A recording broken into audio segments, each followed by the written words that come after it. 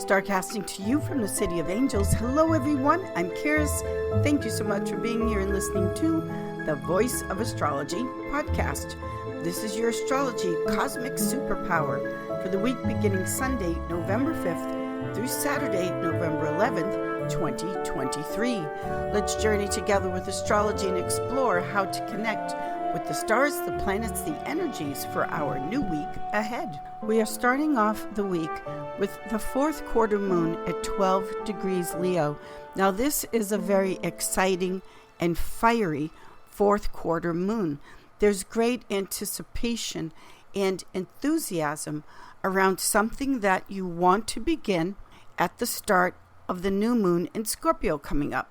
If you've been preparing to launch a new creative project, then this fourth quarter moon time, fourth quarter to new moon, is the releasing, the dismantling of anything that potentially puts a damper on the sun, Leo, the creativity, the fire, the excitement of something new that you have been preparing.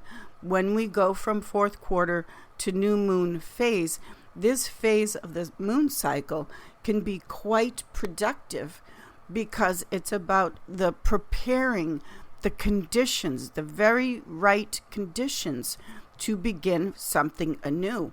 Leo fourth quarter moon is basically the cosmic energy of don't rain on my parade. Don't throw a wet blanket on not only what you are creating, but the happiness.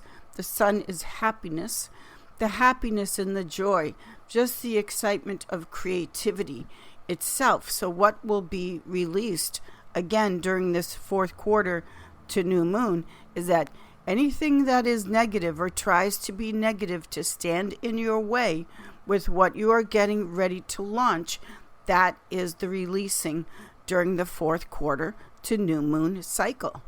And this process begins right on Sunday, November 5th, because on Sunday, November 5th, we still have the moon in Leo, making a square to Mars in Scorpio, a square to Uranus in Taurus, and a square to Mercury in Scorpio. Now, this is very dramatic, stormy, cosmic energies. The moon in Leo, of course, is fire, making hard aspects to earth and water elements, Scorpio and Taurus.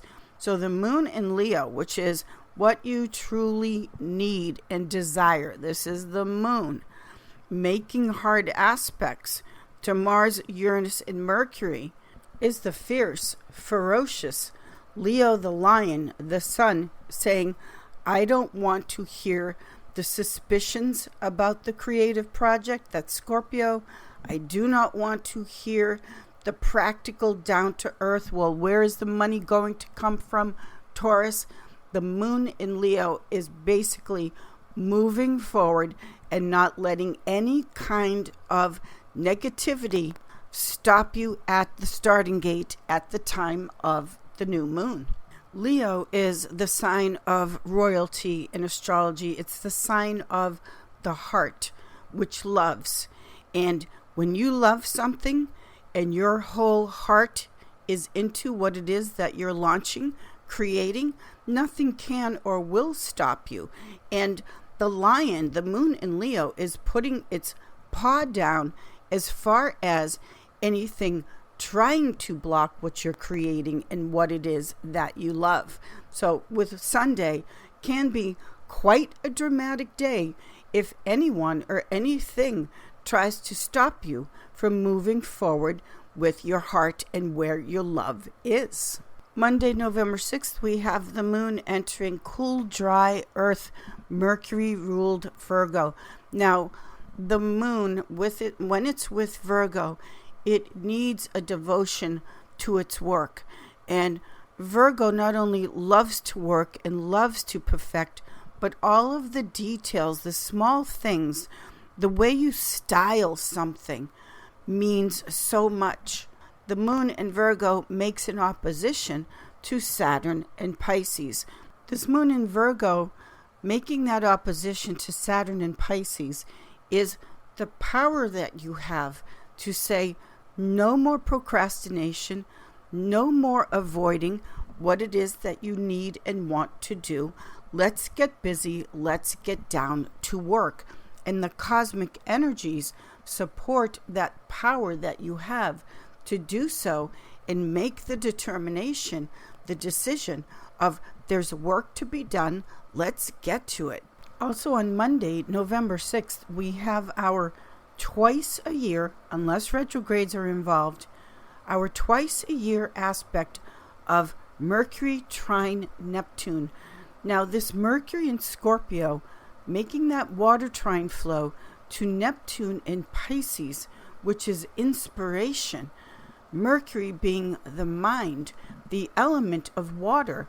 It's an understatement to say that you are in the flow, meaning the productivity, when the inspiration, especially in the area of music, where it just flows through you and it's overabundant.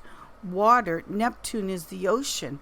Mercury is that deep submergence of the mind that can go to your creativity and your work on a whole other, much deeper level. Water is the element in astrology that brings in not only deeper, but much more subtle vibrations and energies and colors and shades to your work.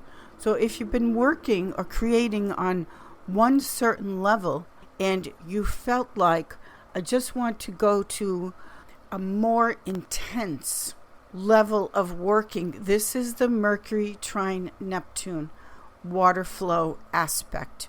A trine is ease. It makes it easier to go to those dimensions and to finally tune something and pick up on the subtle vibrations.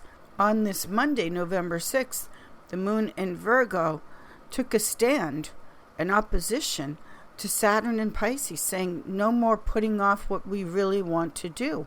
And then right after that opposition takes place, we've got this Mercury in Scorpio trine Neptune in Pisces. Tuesday, November 7th, this is 15 degrees Scorpio. 15 degrees Scorpio is called the Eagle's Point. It is the center of regeneration, the middle of the sign of Scorpio. Regeneration is the supernatural process of what is going to come back to life and grow again in your life, physically, spiritually, emotionally, psychologically. But this whole point of Scorpio, which is the life, death, rebirth process of the sign of Scorpio, today is the day, Tuesday, November 7th. Where and how in your life do you want to be renewed, regenerated again? This is the power that you have. This is also the cosmic superpower that is being highlighted for us on this profound day of healing and transformation. Wednesday, November 8th. Hello, beautiful. We have the Queen of Heaven, Venus, our sister planet, returning home to her castle. Venus enters the sign of Libra, and when Venus is in her home placement, all things having to do with beauty, pleasing, pleasure, enjoyment, laughter, all of the things that make life so magical and enchanting. This is Venus as a morning star, as she is right now, returning to her castle. Venus is peace, it's balance. Venus is so irresistible when she is at home in her home sign of Libra that on this November 8th, when she makes an inconjunct Antisha to Saturn in Pisces, even Saturn that loves to say no cooperates with Venus in Libra and says yes. Thursday, November 9th, the moon enters cardinal air Libra and makes an extremely romantic conjunction, comes together with Venus in Libra. This moon-Venus conjunction is in the cardinal air element. So cardinal wants to get something started, wants to initiate. Moon-Venus conjunction in Libra is make the phone call, extend the invitation, move forward with a new romance. At the very least, because Libra is air, open up the communication. Also on Thursday, November 9th, we have Mercury changing signs. Mercury in Sagittarius is the furthest away from its natural home placement of Mercury at home in Gemini. So when we have Mercury in Jupiter-ruled Sagittarius, Mercury in Sagittarius in the area of love can be too much, too soon, over-giving, over-speaking.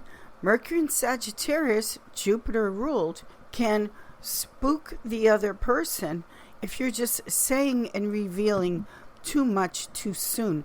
Jupiter, remember, doesn't know when to quit. So on this Thursday, November 9th, first we had this oh so romantic aspect of the moon conjunct Venus at home in Libra, initiating a new romance, or with the eclipses we just had, both ruled by Venus, initiating a new chapter in the love that you already have. Then Mercury goes into Sagittarius, which is try to be mindful of giving the other person time, if they need time, to really know and decide where their heart in love and where their intentions truly are. Friday, Venus's Day, November 10th, this really hits home with Mercury now in Sagittarius making a square to Saturn and Pisces, both ruled by Jupiter. So if the communication with Mercury in its detriment is too much, the Saturn in Pisces puts that block, that wall up that is basically saying, slow your roll. You're promising too much. You're overstating something. You've got to pull it back a little bit. This doesn't mean that you're getting a no in the area of love and other aspects of your life tied into communication and also sales with Mercury and Sagittarius. It just means slow it down a bit. Unlike Venus at home in Libra that can charm Saturn and the birds out of the trees, Mercury in Sagittarius that doesn't know when to stop can actually get a situation fired up and angered if it doesn't make a conscious effort to calm it down a bit. Saturday, November 11th, the moon then falls into fixed water Scorpio. We have Mars in Scorpio, its home placement, supremely strong here, making an opposition to Uranus in Taurus. This is combustible. It can be potentially explosive. With the moon having just entered Scorpio, this is the feeling of the fear that you won't get your emotional needs met. Pay attention to how you're feeling and what's going to make you feel really good and comforted with the moon in its fall of Scorpio, and just wait to push through or be aggressive potentially with a situation. Mars in Scorpio making that opposition to Uranus in Taurus, which are the money signs. Mars opposition Uranus can be an accident energy. So be careful, take your time, and don't try to push through a situation if and when you're getting a no over the weekend. This aspect with the moon in Scorpio over a weekend is more about staying at home and self-care and doing introspective research types of things, as opposed to a different moon alignment and placements that's all about go whole hog with the party and celebration. So we're closing out the week with hopefully a quieter, more inner energy. Have a fabulous week, everyone. I will see you all in the stars.